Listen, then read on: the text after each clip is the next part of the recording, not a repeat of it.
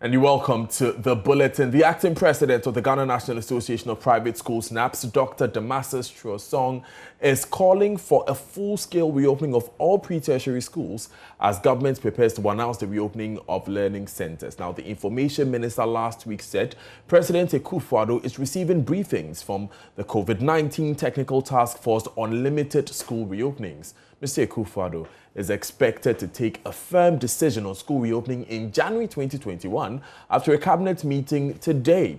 So what would be the safest way to reopening schools without endangering students and teachers? Joining us to discuss this, our president of GNAPS, Dr. Damasus Truosong, president of the Conference of Heads of Assisted Secondary Schools, CHAS, Alhaji Ahmed bin Yakub Abubakar, and executive director of Africa Education Watch, Kofi Asare.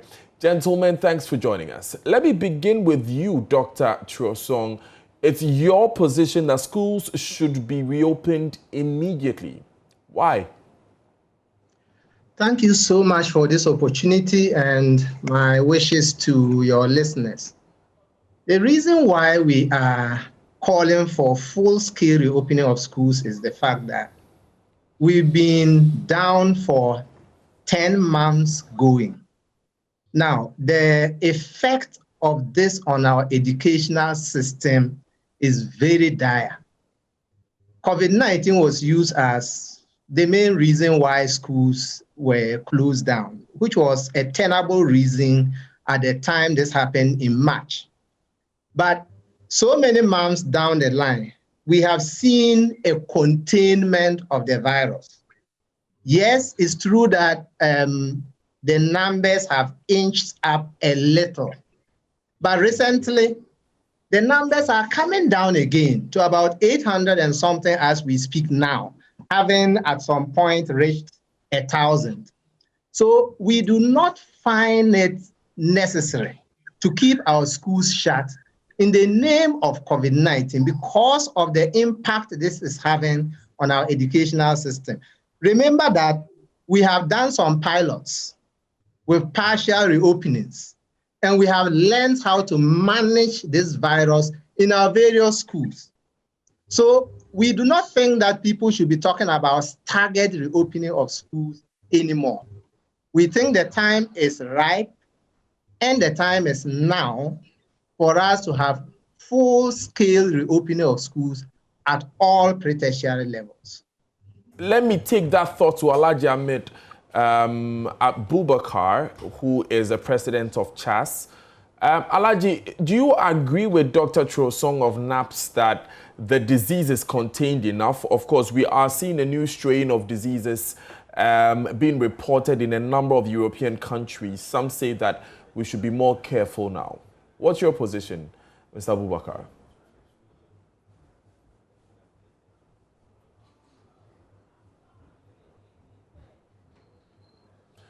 Right, Alhaji Abubakar, if you can hear me, I'm asking what your position is on this matter of reopening. Okay, let me speak to Kofi Asare rather whilst Alhaji prepares himself. Kofi, what are your thoughts on what GNAPS is saying so far? Well, good morning to your cherished audience. Season's greetings as well. I think that schools have been closed for quite a long time, 9 months. It's a very long period of time to stay at home, especially for students in rural areas who have very limited access to virtual learning systems and technologies, including the Ghana Learning Television, which is on digital TV. So in view of this, it is very, very expedient to reopen schools.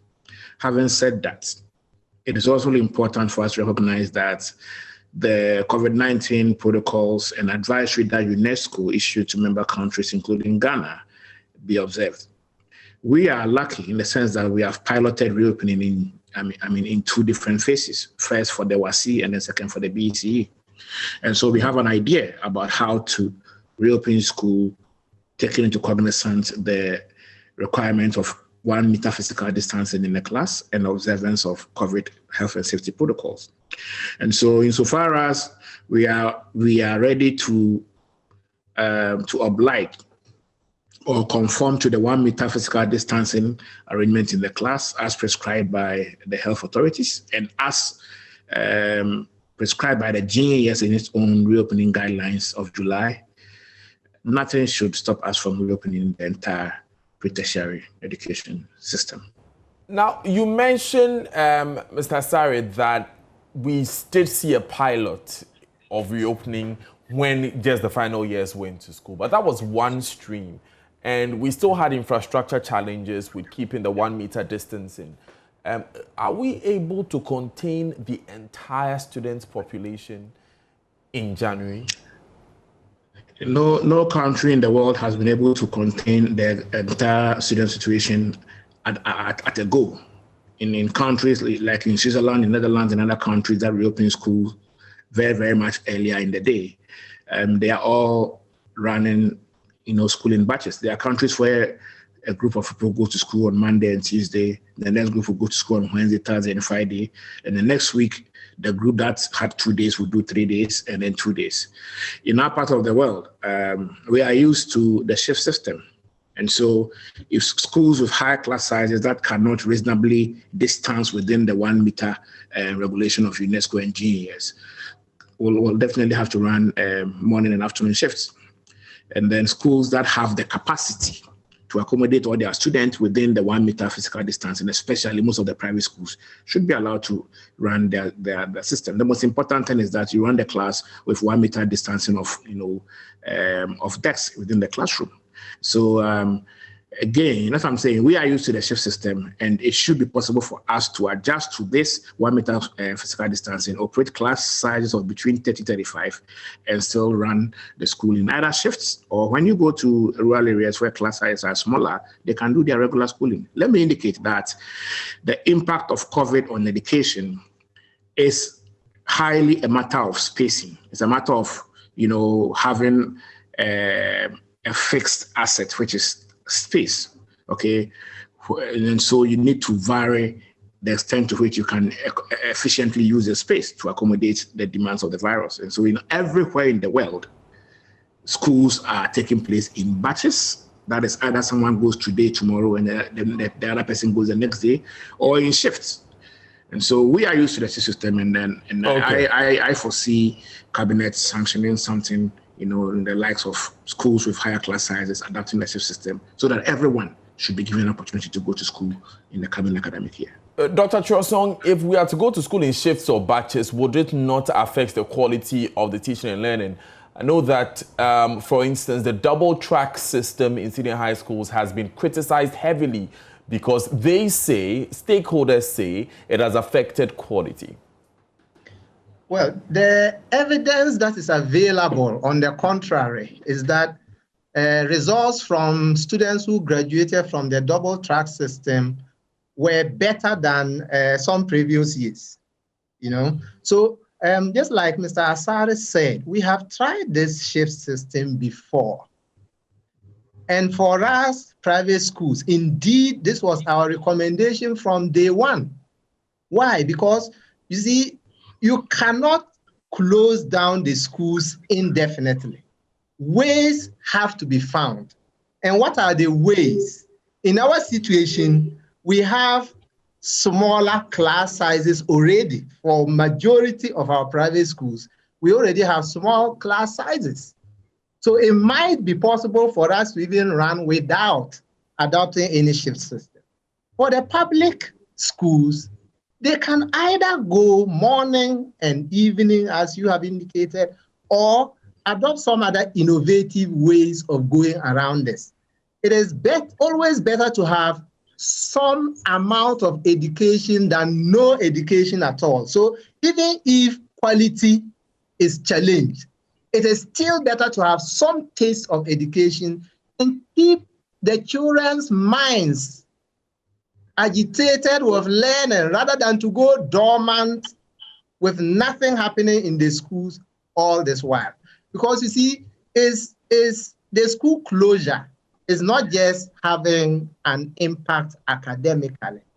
There are socio-economic effects of this on the children, on parents, on proprietors of schools as well.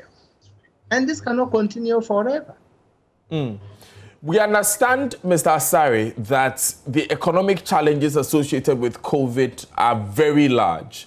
This is another bill, isn't it? Government has to provide PPEs for all of these students and the teachers. The hand sanitizers are needed. The disinfectants are needed. Have you seen enough commitment from government in the past to show that a reopening in January would run smoothly with the provision of all these materials? I think government has demonstrated enough capacity to supply PPEs and other essentials for COVID, both in the education sector and the health sector. I think we've gone beyond the point of resource availability because government has been able to even provide free water and electricity.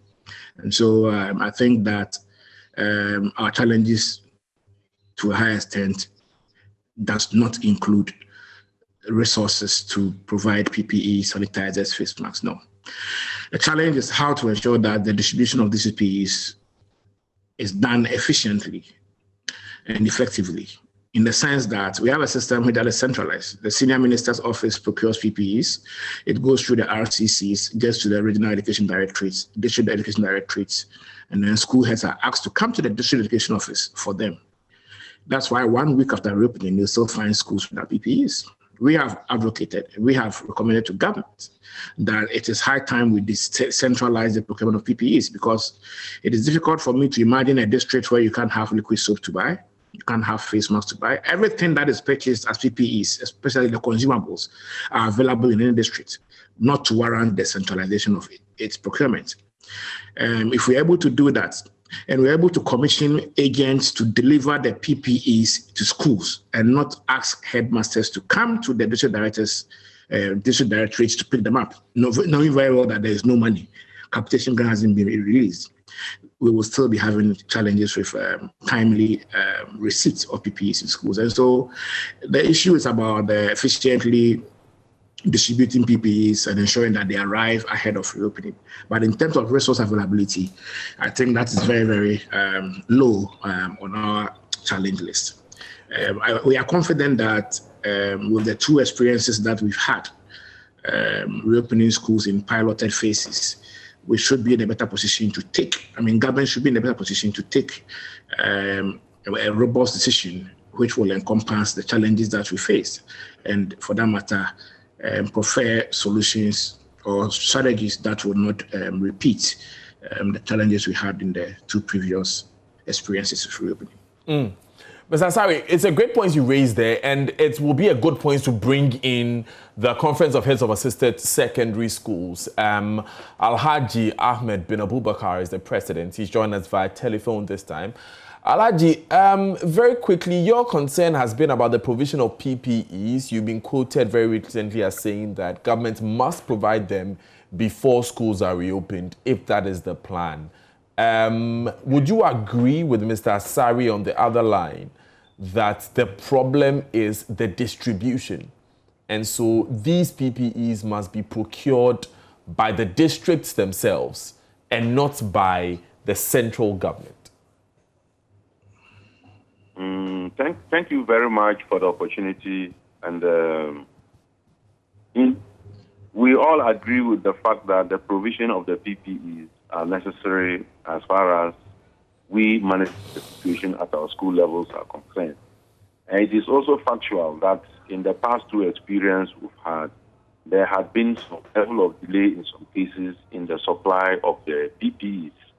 So therefore, if experience anything to go by, then it means authorities will have to look at it from that angle to see what were the impediments that resulted in the delays, and so what appropriate measures should be taken in addressing them. For now, we at the school level definitely cannot dictate to government or authorities as to how they should go about the distribution of it.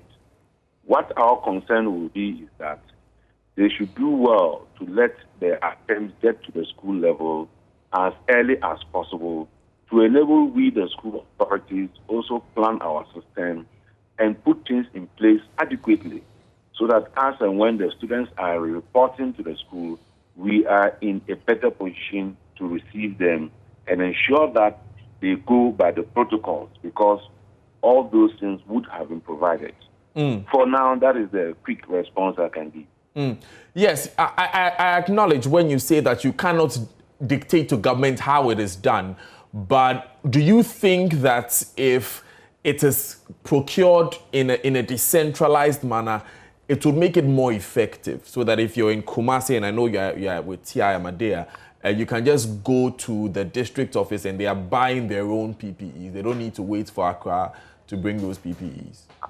Excuse me, I think in the previous, especially the second round, that was what happened. They brought it to the regional, in some cases the district levels, and schools were asked to go to a particular point to pick them. We didn't depend on it directly from Accra by individual schools. They were decentralized to the regional levels and in some cases to the district levels before schools were made to go and pick them from points.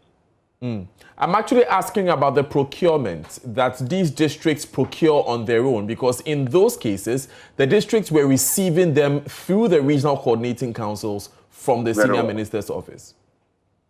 Well, like I earlier said, the issue of procurement is, as you are aware, issue. And so we believe that the authorities will take experience from the past two occasions that we had to reopen school and see where there are gray areas, especially with procurement. They see how they can address it and move forward. But I don't think we are in position as of now to tell the authorities that decentralize the procurement to district or what level. They have observed, they have experienced it, and I think they will do the needful. Please hold on for us. Let me take that thought to Dr. Trosong of GNAPS. Now, we know that GNAPS as an organization has also faced some challenges. Dr. Trosong, your member schools say they've lost a lot of money over the past year when they were not operating.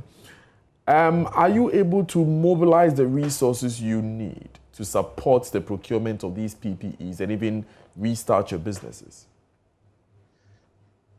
Just like what happened in the previous phased reopenings, government supported our schools by fumigating the schools, by supplying us with PPEs just like the public schools, and in some cases, even providing feeding for some of our students. We expect going into the full-scale reopening that government will continue with the supply of PPEs to private schools as well. From the effects of this virus and the closure of schools on private educational sector, it is virtually impossible to allow us and ask us to procure everything on our own. It's not going to be possible for us to do that. So we expect that government is going to take us on board, not just in the supply of PPEs, but when it comes to some educational material, books, assisting us financially to resuscitate our businesses.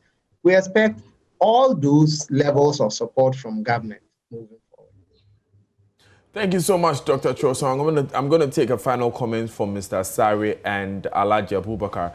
Mr. Asare, so what will be your final comment on this matter? GNAPS, for instance, is asking that apart from the provision of PPEs, financial support is needed for business and the like. Well, I think that the most important thing is that schools are reopening and the private schools will have an opportunity to take their fees and then bounce back to business. We appreciate the fact that over 100,000 of their teachers struggled to get a salary. We appreciate the fact that government didn't have any specific plan for private schools. The wholesale application of the coronavirus alleviation fund and that the MBSSI did not help private schools because it wasn't targeted. It was a very, very generic one with private schools receiving as low as 1,000 cedis of support and all that. But most importantly, it's an opportunity to reopen school and then create some income and then pay the teachers. It is very, very important, however, for government to give the same treatment that caused public schools to private schools at this point, because already they are coming from a weakened position where they have very, very low or no income streams for the past 9 months. And so PPEs and other essentials, including textbooks in the new, including copies of the new curriculum, training in the new, I'm talking about the junior high school curriculum training, which is currently about to start. All these interventions should be given to private schools. I'm aware that most private schools actually paid for the cost of training of their teachers when the primary school curriculum training was being rolled out, and then the sales of same. I think all this should be made free to the private schools so that we don't add insult to injury, because without them, a third of students in the pre-tertiary sector will not be able to re-enroll in school and continue the education. So it is very important for that support to be given by the state. Kofi Asare, thank you very much for joining us. He is the Executive Director for Africa Education Watch. We were also joined by the President of the Ghana National Association of Private Schools, Dr. Damascus Trosong, and briefly on phone by the President of the Conference of Heads of Assisted Secondary Schools, Alhaji Abubakar and Bin Yakub.